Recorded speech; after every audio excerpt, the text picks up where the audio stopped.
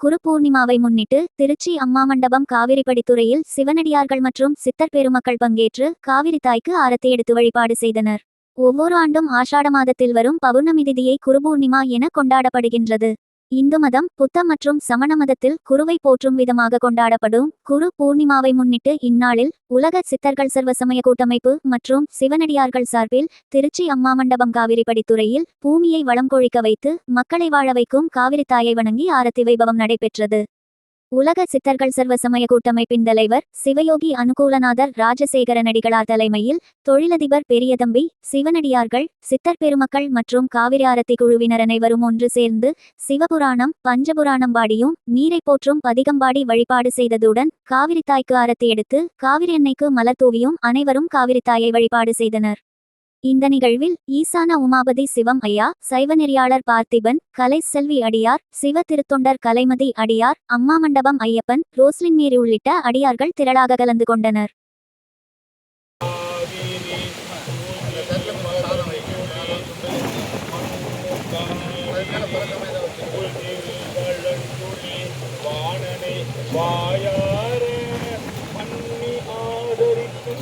ஏற்றியும் பாடியும் வழிபடும் அதனாட்டே மாதொரு கோரனை வழங்குய மருந்தினை வயக்காளி நாதன் வேதியன் ஞானசம்பந்தன் வாய் நவிற்றிய தமிழ் மாலையே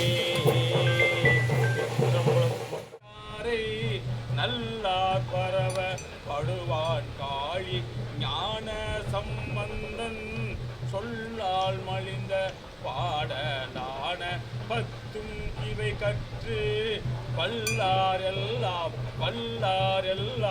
வானூர் வணங்க மன்னி வாழ்வாரே.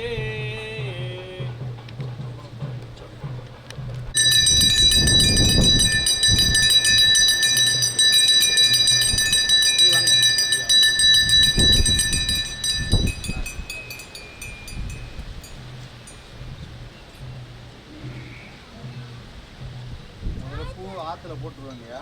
காவிரி அன்னைக்கு மரியாதை இது பண்ணிட்டு வந்து அன்னம்பாலிக்கும் பிள்ளை சிற்றம்பலம் பொன்னன்பாலிக்கும் மேலுமிக்கும் இசை என்னன்பாலிக்கும் ஆறு கண்ணின் கூட இன்னம்பாலிக்குமோ இப்பிறவியே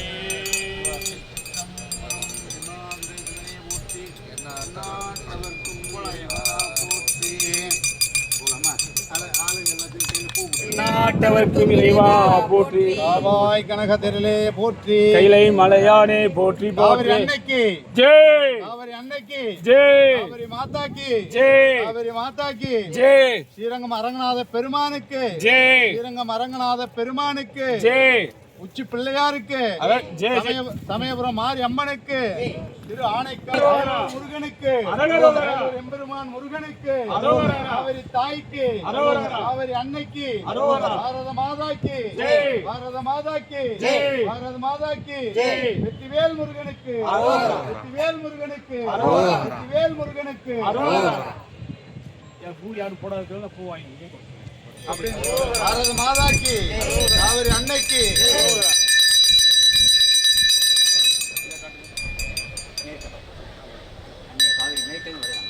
இப்படி வாங்கல, பின்னாடி வாங்கல.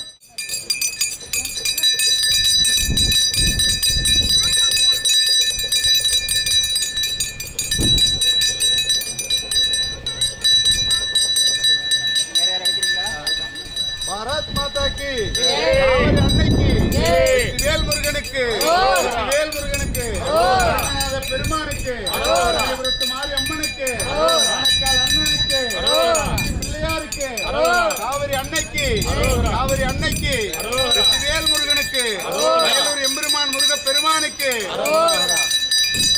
அண்ணாமலையாருக்கு.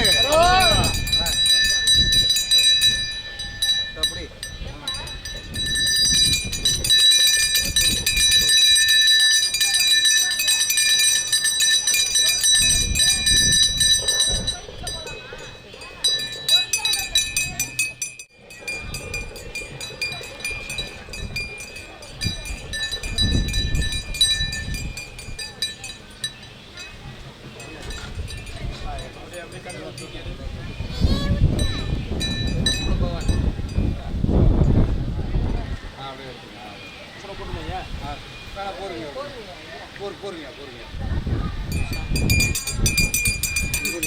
எல்லாம் விபூதி கும்பம் எல்லாம் எடுத்துட்டீங்களா? அது அப்படியே மலையேறி அப்படியே வச்சிருக்கேன் மலையேறி.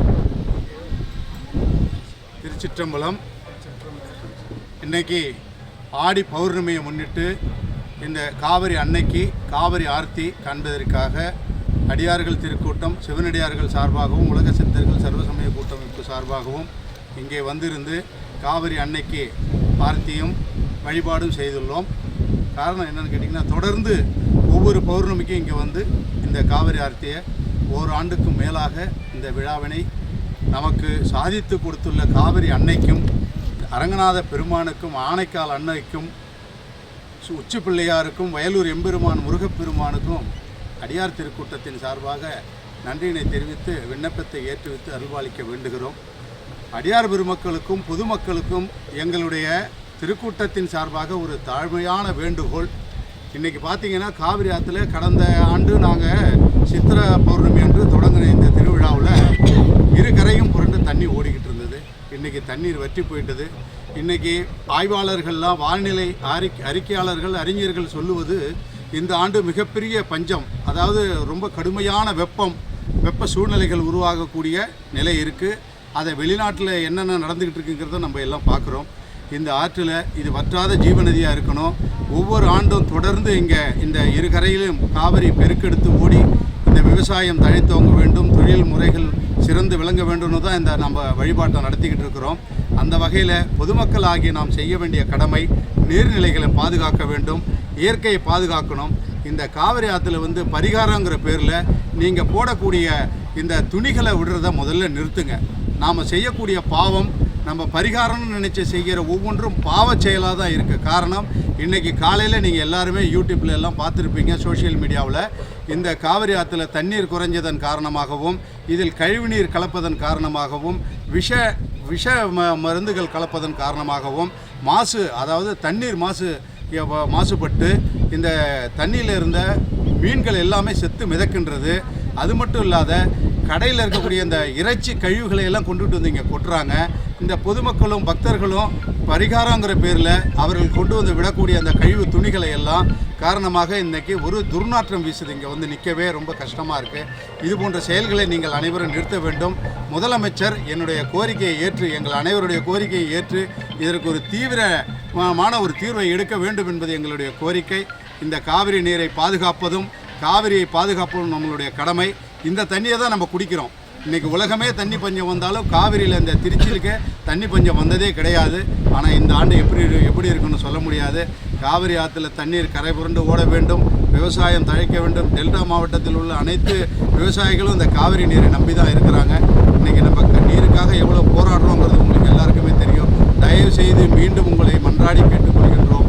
இந்த காவிரி கரையில் வந்து பரிகாரங்கிற பேரில் துணி போடுறதையும் அசுத்தங்களை போடுவதையும் கழிவுகளை கொட்டுவதையும் இந்த இறைச்சி கடைக்காரங்க முதல்ல வியாபாரிகள் நீங்கள் முதல்ல உங்களுடைய ஒழுக்கத்தை கடைபிடிங்கன்னு கேட்டுக்கிறோம். ஓம் நமச்சிவாய. திருச்சிற்றம்பலம்.